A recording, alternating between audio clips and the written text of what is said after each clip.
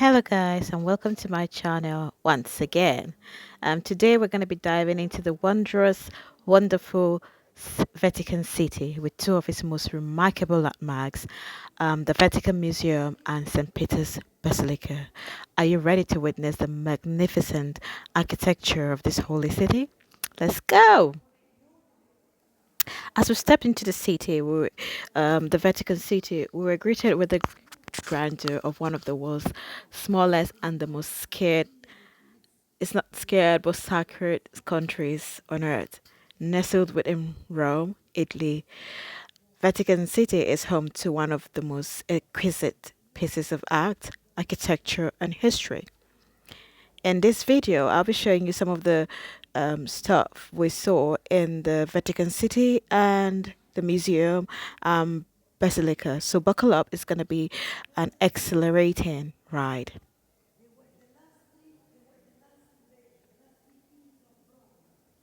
As we enter the museum, our jaws dropped in.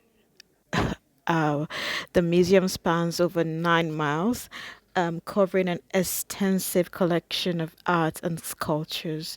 Some of the most popular attractions here are the famous spiral staircase, the Gallery of the Maps, the Sistine Chapel, and many more.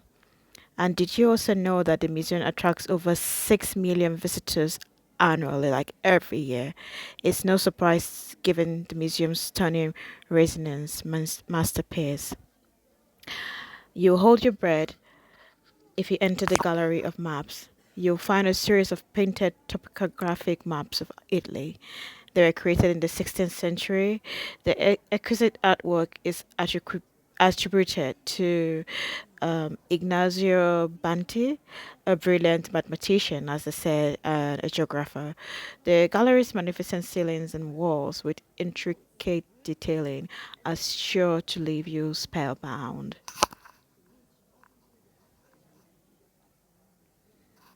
We couldn't go into the Sistine. I mean, we got into the Sistine Chapel, but we were not allowed to like video and also to take pictures of the Sistine Chapel. You can't leave the Vatican Museum without making your way to the crown jewel of the museum, the Sistine Chapel. Um, we entered the Sistine Chapel, we're greeted with the breathtaking masterpiece of the ceiling. That's of course without hearing the guards like telling you to be quiet. The ceiling was painted by the legendary Michelangelo, and the Sistine Chapel is not only known for its iconic artwork but also its significance in electing the Pope. It has witnessed the papal conclave since the 15th century. And if you go in the artwork of that city of the St. Peter's Basilica is amazing. The masterpiece, the architecture work, and the frescoes in the basilica are a testament to the genius of Italian Renaissance artists like Michelangelo, Bernini, and Bramant. It was amazing, and there were so many people in that little city. Amazing architecture work wherever you go. It was so overwhelming. It's something that you can't even finish seeing it in a day because it is full of stuff that, I mean, name it. There's so many stuff there that you need to see: paintings,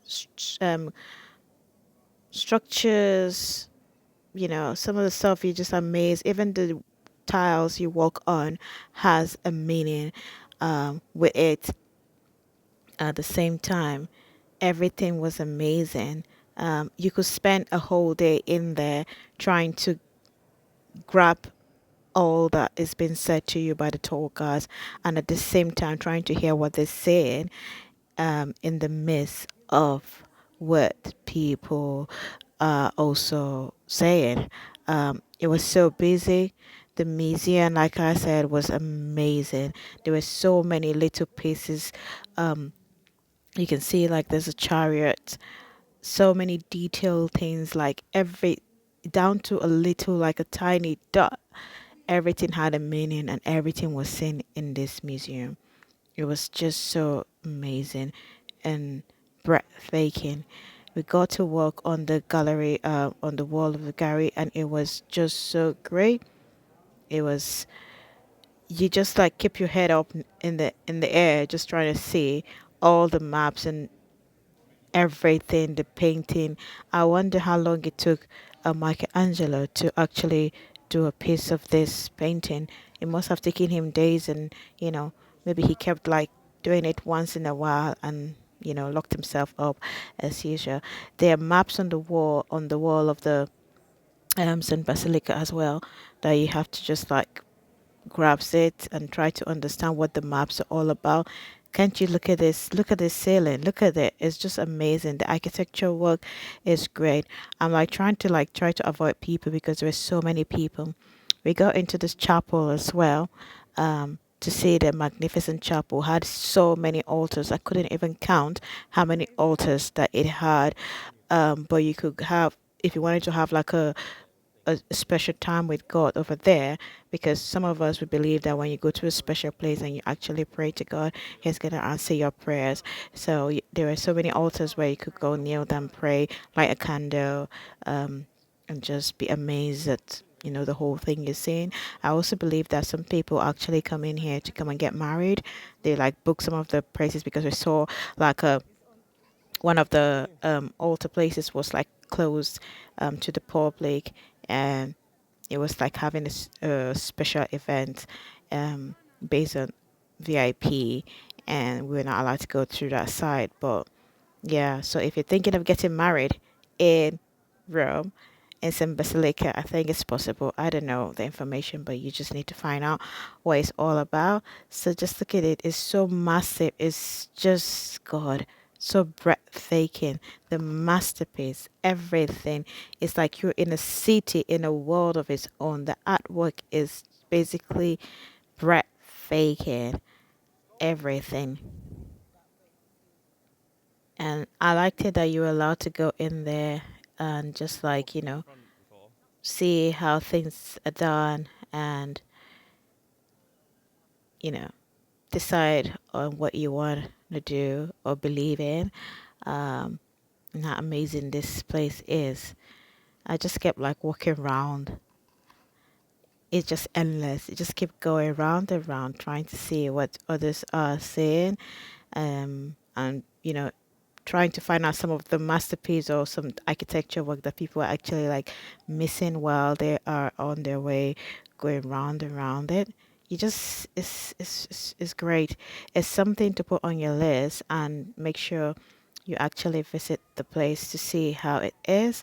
We had to queue up to go up to the top of Basilica to see the amazing view from up there, the panorama view of the Basilica city.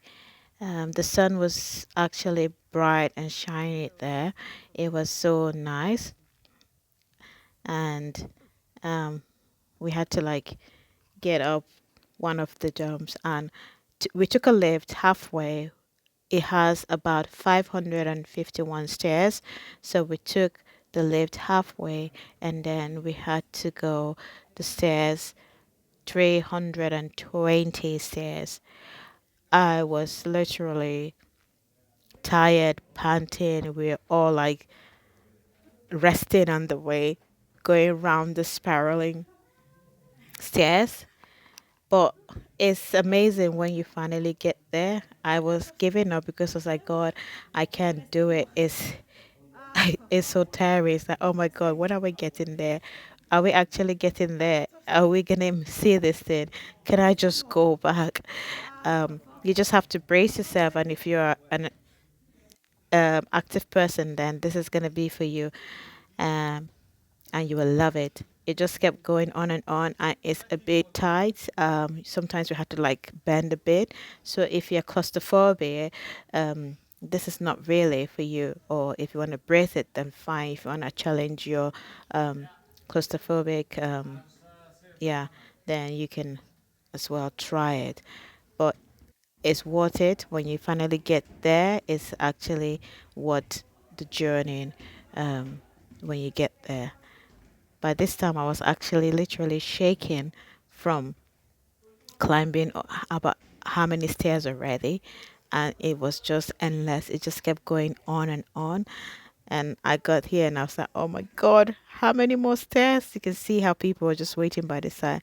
When we got up there, it was amazing. It's You kind of try to catch your breath and then you look at the view and you're like, oh my God, this is what climbing up here is actually breathtaking. You can see my face just trying to trying to grab, and then you see the amazing, how beautiful this panorama view of Rome. Isn't this amazing? This is amazing. That's the Basilica, Vatican City, and I don't know what that is, but I just like zoomed into it because it looked nice from where I was. Just amazing. Any place you go to around the dome was amazing to see, and breathtaking. And the wind was blowing there, kind of like giving you a refresh from climbing the stairs and sweating all over because the weather was like 30 something degrees then. So it was amazing. Stayed there for a while, really, before we came down the stairs. Getting down was much easier, of course, than going up. And that is the city, the whole of it. You know how amazing that is. You're like, oh my God, does this actually exist? And is it actually real? So if this is something you want to do, um, yeah, buy your tickets and get on going. Thanks for watching.